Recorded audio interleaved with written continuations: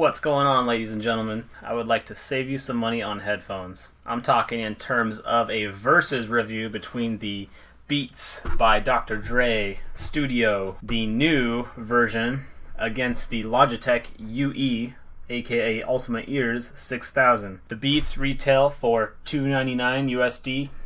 The Logitech UE6000 retails for $199 USD. Both of them can be found in all the major stores and online. I think there's a couple things that came into play when it comes to this review. The Beats left a lot on the table for me, and the Logitechs really stepped up to the plate for me, so it's kind of a fairly large gradient between the two. Anyway, let's get to it. So I decided to package them up so you could natively see how they package up and the size of the cases. The Beats does have a hard case. This is nice. It's fairly compact for a hard case. The Logitech is a soft case, but it's a fairly solid soft case. This is neoprene, and it's very rain-proof and all that. So I think these guys will stay just as safe as the Beats will in that hard case. I'll get the Beats out first. Here they are.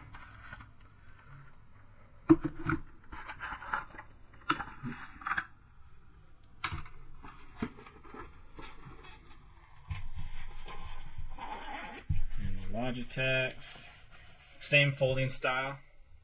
Pretty evident where the competition lies when you look at these two. When you look at the cable design and the folding job, it's pretty clear what Logitech was doing in Ultimate Ears and trying to compete with the Beats, or I shouldn't say try, competing with the Beats. So let's get them assembled. Design wise, first thing I noticed about the Beats Studios is how flimsy the design is on these hinges right here. You feel like you're just about going to break the thing off every time you clip that in right there. And I used to work at Best Buy. We had a pair of these come in every couple days that were broken at the hinges right here, or literally snapped off at the top right here.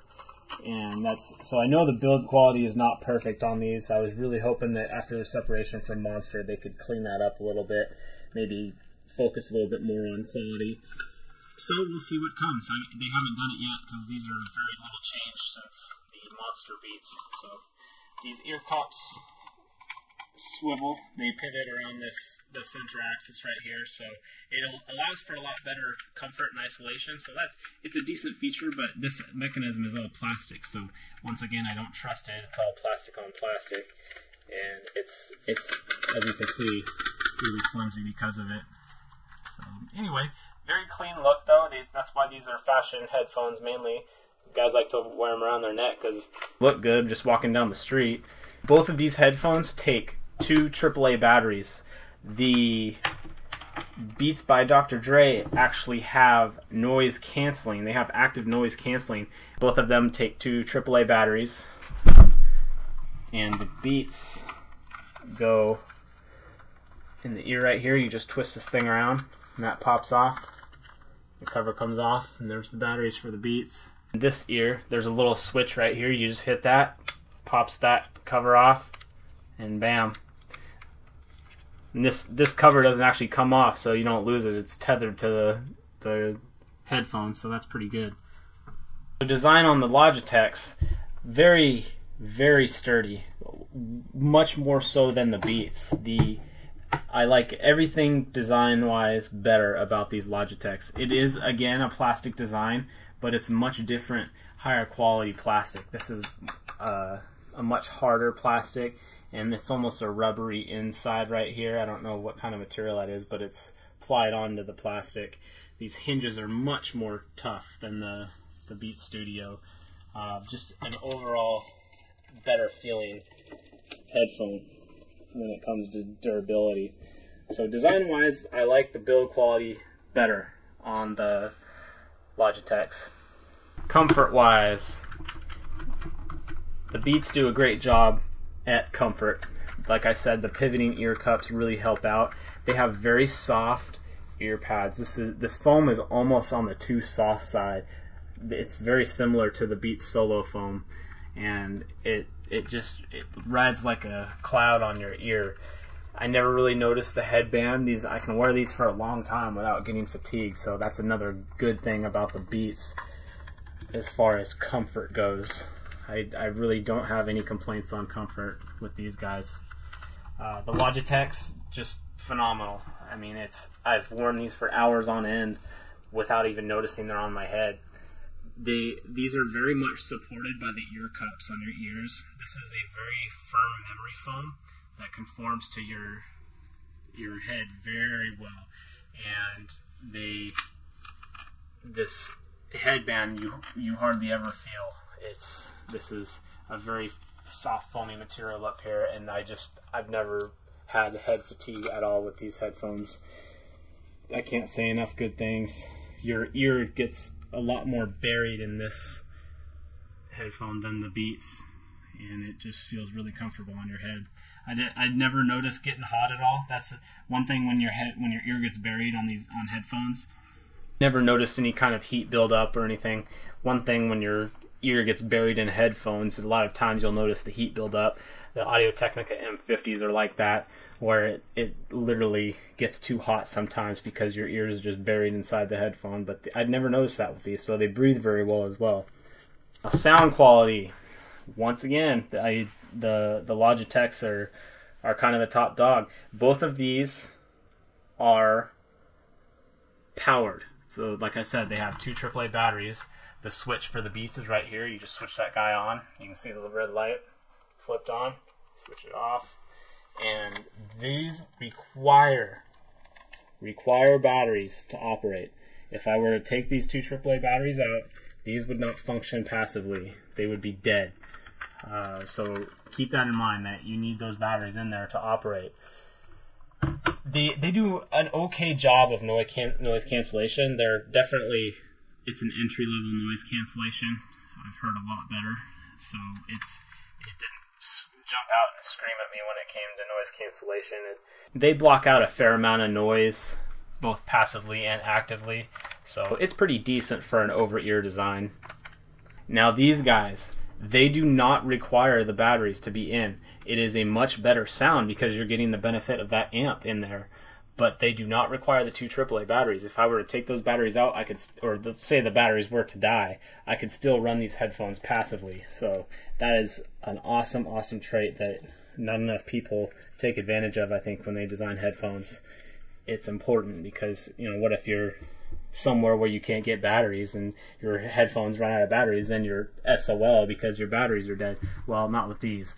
The sound will get degraded a little bit. It gets a lot darker without the amp on, but it's still listenable. A lot better than not having anything at all. So keep that in mind. Other sound properties, the low end on the Beats is there. I mean, obviously it's no surprise that these are geared toward the low end. They have a very synthetic bass that is kind of a one-tone whoomp always in your ear, kind of like a subwoofer bass that's been amped up to maybe more of the mid regions. It's really hard to explain. It doesn't sound very natural at all, though. These sound okay when you're listening to rap and hip hop and electronic music and that kind of stuff, but when you get into the rock and country and those kind of genres that need those defined instruments, the Beats just fall to pieces on that stuff. They don't have the highs there. The highs they feel so rolled off they're almost non-existent, and the mids are very drowned out by the bass coming up. So it's hard to give these credit for the $300 price point when it comes to sound. I can't get there. I've been trying to justify how they push these headphones at that price point, but I can't. Strictly because of sound quality. I mean, that's all build quality issues aside as well. Now the sound on the Logitech UE6000, once again, it just trumps everything. For $100 cheaper, you get much better audio. I mean, the highs are crystal clear with the amp on. It's fairly dark. It's just about to the point of the Beats with the amp turned off. So the amp really adds some sparkle in these Logitechs. And this is the button for the amp on the Logitech, you can see that. Flip it right on and off. Yeah, so the mids are very prevalent, very detailed, and the lows are just gorgeous. This has a very beautiful bass extension that is kind of in your face bass. It's even a lot more so than the Beats, but it's so much more defined. The texture is there so much more than the Beats. These ear cups isolate on such a great level. They are some of the best noise isolation that I've ever used in a passive isolation headphone.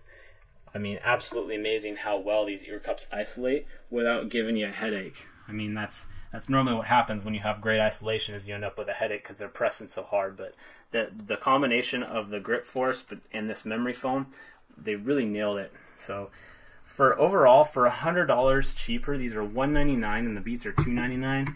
I wanted to get that out there that, you know, folks, just save your money. Go with a cheaper, better headphone. I realize the Beats are the hit thing and look good, but I think these Logitechs look just as good. They perform better in all the other categories. You know, when it comes to design, comfort, and sound, it's Logitechs all the way. So anyway, I wanted to do that versus review. If you have any questions or comments, go ahead and hit me up and I will get to them as soon as possible. Thanks for watching the versus review on the Beats by Dr. Dre Studio and Logitech UE6000. Catch you later.